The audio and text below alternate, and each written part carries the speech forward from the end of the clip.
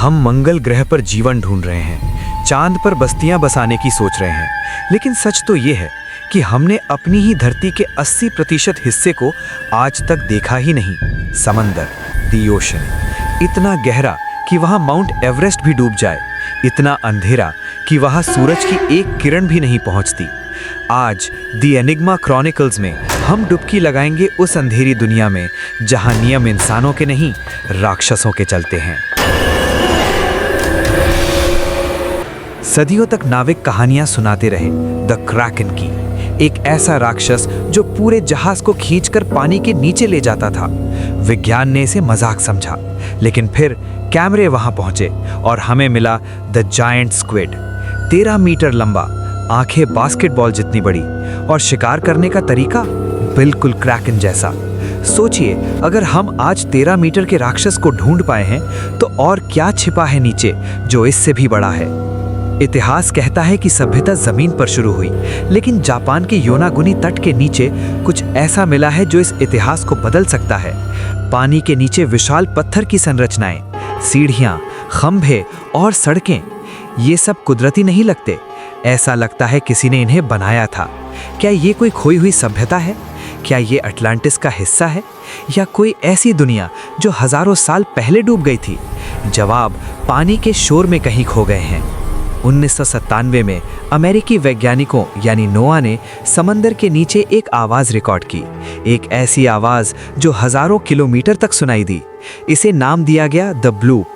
ये किसी वेल की आवाज नहीं थी, किसी पनडुब्बी की नहीं थी, ये आवाज किसी जीव की थी। लेकिन डरने वाली बात यह है कि इतनी तेज आवाज निकालने के लिए उस जीव का आकार ब्लू वेल से भी कई गुना बड़ा होना चाहिए। वो क्या था? आज तक कोई नहीं जानता। वो आवाज फिर कभी नहीं आई। नंबर 2, मरियाना ट्रेंच और अननोन।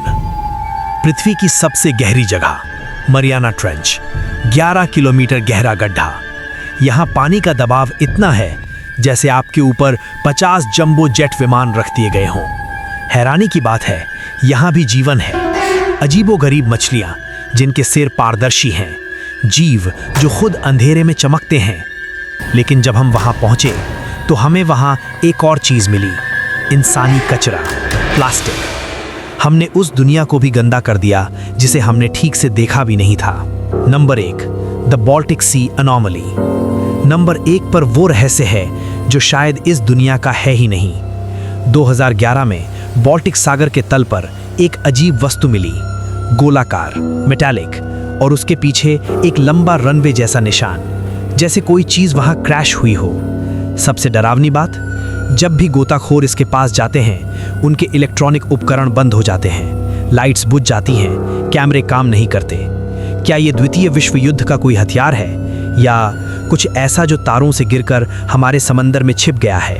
हम सितारों की तरफ देखते हैं, लेकिन शायद एलियंस आसमान में नहीं, हमारे पैरों के नीचे समंदर में है।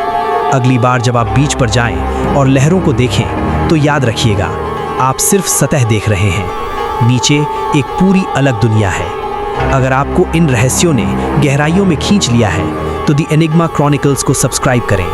अगले एपिसोड में हम चलेंगे उस जगह जहां से कोई आवाज बाहर नहीं आती, space mysteries and the dark forest theory.